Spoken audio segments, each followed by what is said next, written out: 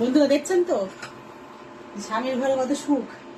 ও দোকানদার, আর ওই তো মাল দিতে দিতে এখন যাচ্ছি ঘরের কাজ করতে। কি করব, এই যে ভিমবার সাবান নিয়েছি, এখন যাবো বাসনগুলো মাজতে।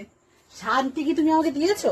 তো শান্তি থাকবো কোথায়? সংসার করতে গেলে করতে হবে না? আমি তো এই মাত্র কাজ থেকে আসলাম। এই তো ভাত বসিয়েছি আমি, এই যে কাপ প্লেট, এই যে এখন সব দিতে এসেছি, আর পাচ্ছি না সব।